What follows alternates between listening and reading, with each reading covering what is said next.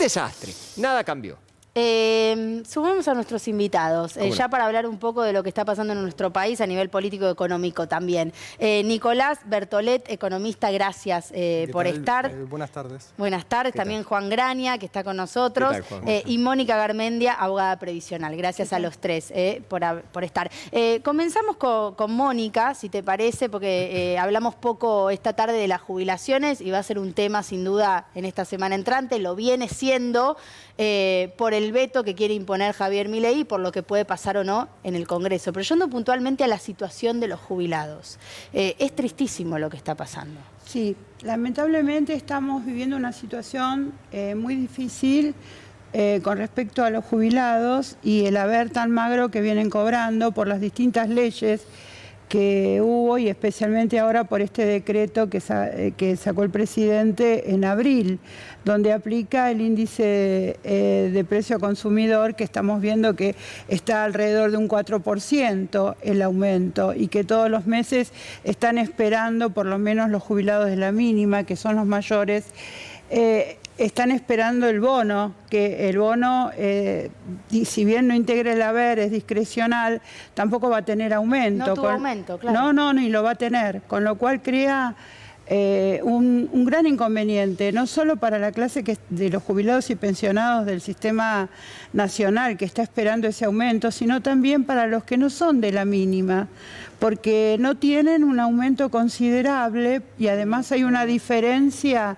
que se trató en la ley que aprobaron las dos cámaras, donde había una diferencia en relación a enero, porque en abril, con este decreto que de necesidad y urgencia, el 274 que está actualmente, se aplicó un 12,5% de aumento con carácter extraordinario, cuando había una diferencia que era más del 20%, y eso es lo que se estaba en la ley, que faltaba ese 8,1% para completar nada más que esa parte de diferencias que había entre el tema del empalme de la ley anterior, que venció en el trimestre de marzo, y que se aplicó este decreto ahora.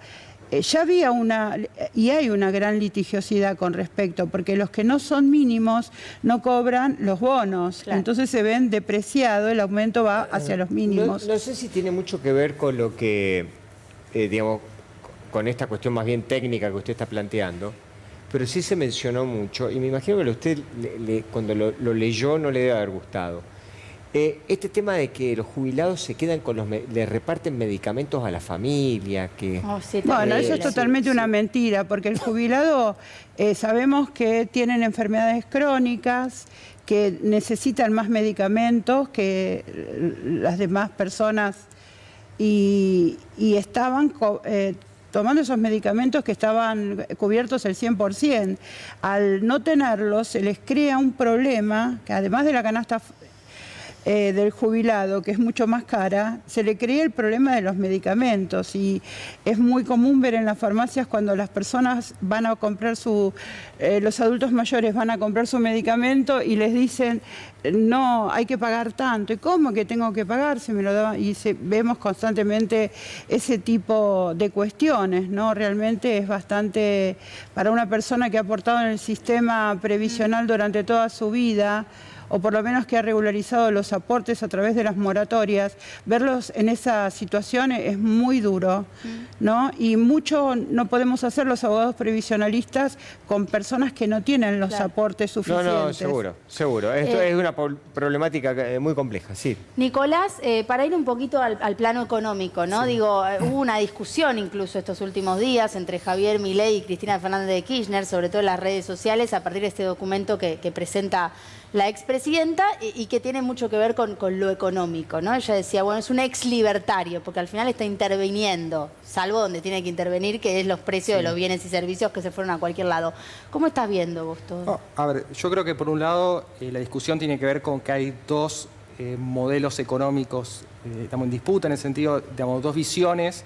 Yo creo que las dos bastante equivocadas, digamos, hay un mal diagnóstico tanto de la expresidenta como de Milei, de cómo realmente funciona la economía, y malos diagnósticos llevan por ahí a malos resultados. Creo que el problema, que algunas cuestiones que plantea Cristina en la carta tiene que ver con un diagnóstico, digamos, económico que le echa la culpa quizás a agentes, digamos, sectores, digamos, especulativos que iban en contra de las reservas del Banco Central. Digamos, en verdad lo que pasó fue una política económica que, sobre todo después, digamos, desde el 2007, que se aceleró la inflación a 2 dígitos, después en el 2011 se puso el cepo para tratar de frenar lo que es digamos, la fuga de capitales, pero en verdad fue una medida muy de corto plazo que terminó siendo contraproducente para acumular reservas, y a pesar del cepo hubo un proceso de desacumulación, de caída de las reservas que fue fue consecuencia de la política económica que se aplicó. Claro. Digamos, y Milei, y por otro lado, digamos, algunas críticas, digamos, es verdad que Milei está siendo más pragmático en el sentido de aplicar, digamos, el cepo. ¿Se acuerdan que se planteaba, creo que era Larreta, que planteaba que iba a llevar un año salir del cepo, y recibió críticas muy fuertes de lo que... O sea, tanto... Sí. Sí. No, Va a llevar más ahora vamos a escuchar a Marco Labaña, que es un indiscutido, el número 1 del INDEC, y es un indiscutido de parte de todos los partidos políticos. Yo considero que la inflación en la Argentina está mal medida.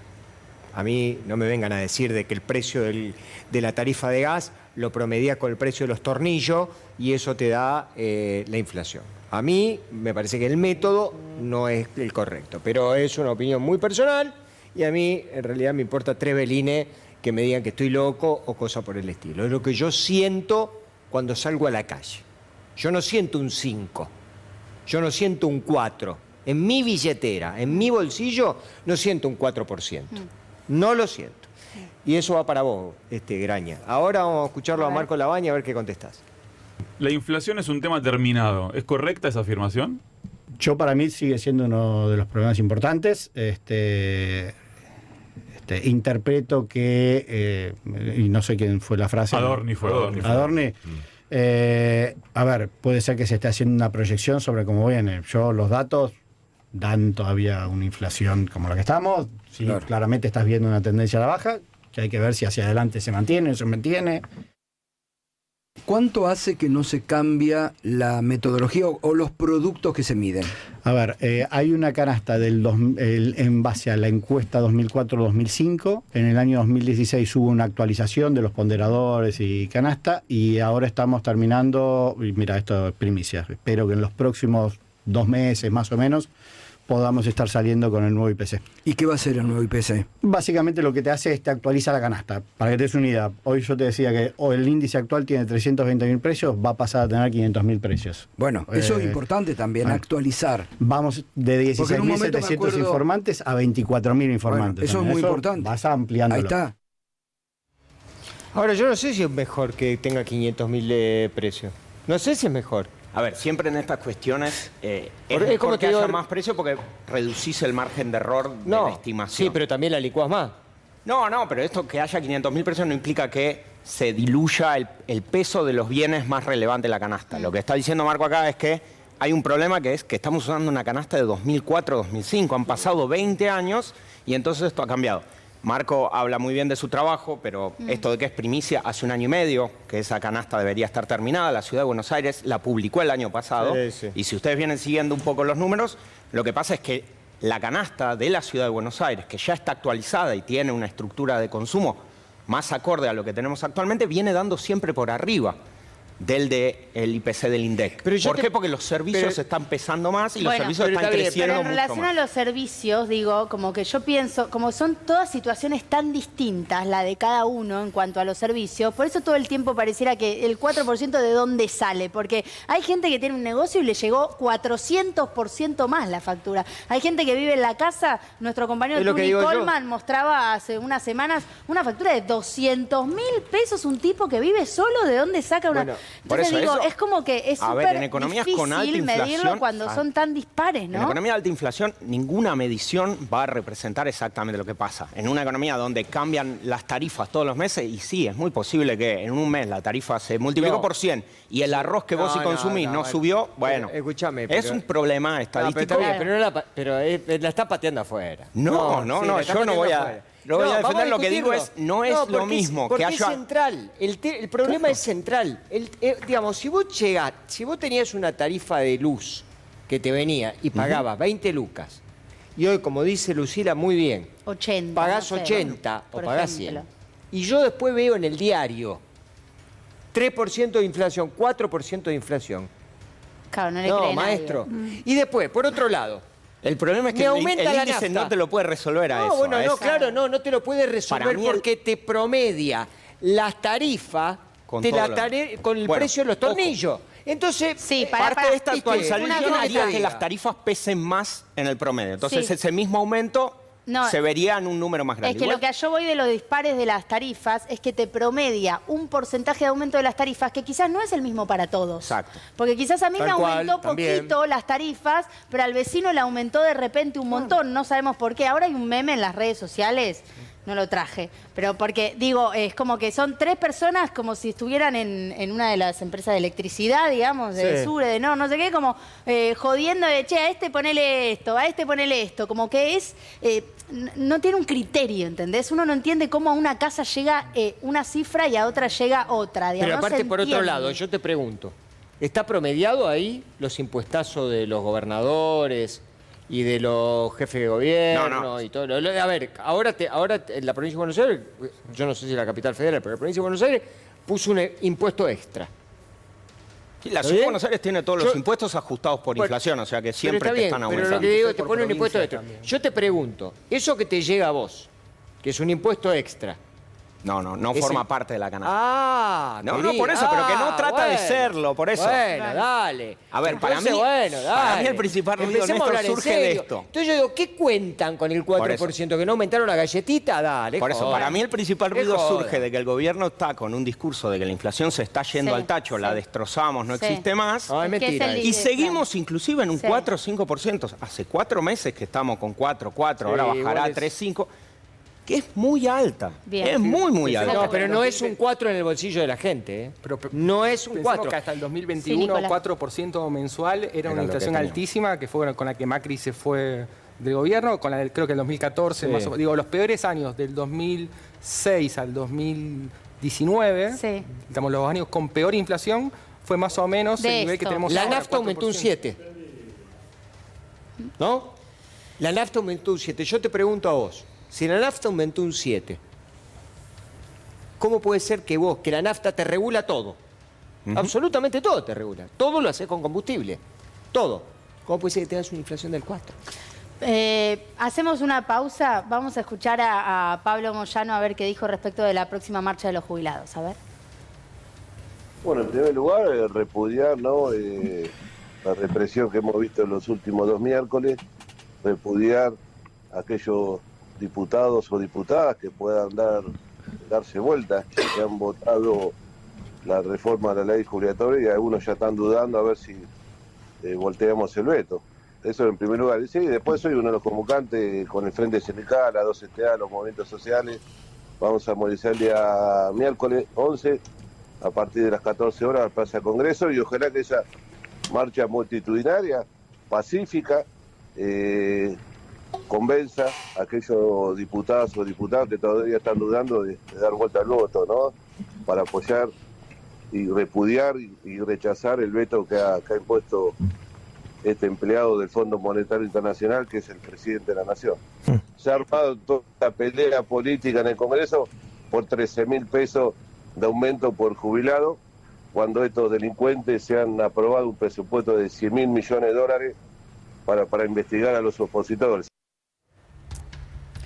Bueno, esto decía Pablo Moyano. Digo, Mónica, qué triste, ¿no? También todo las últimas imágenes que vimos, lo que está pasando con las jubilaciones. Digo, marchas que se realizaban todos los miércoles, además, allí en el Congreso, y que no hay distinción, aparentemente, ¿no? Ante el protocolo del Ministerio de Seguridad de la Nación, cómo avanzaron frente a los jubilados, a los adultos mayores que allí quisieron manifestarse. Sí, ese es un problema, el grave ataque que tuvieron, ¿no? Que ahí demuestra hasta dónde pueden llegar con adultos mayores que tienen que salir en este momento a las calles para pedir que los diputados y los senadores insistan con este proyecto de ley, porque como estaban diciendo, simplemente implica un 13.000 pesos más. No estamos hablando de 130.000 pesos o 1.300.000, 13.000 pesos más. Claro. Que es muy poco en relación a lo que estuvimos hablando recién del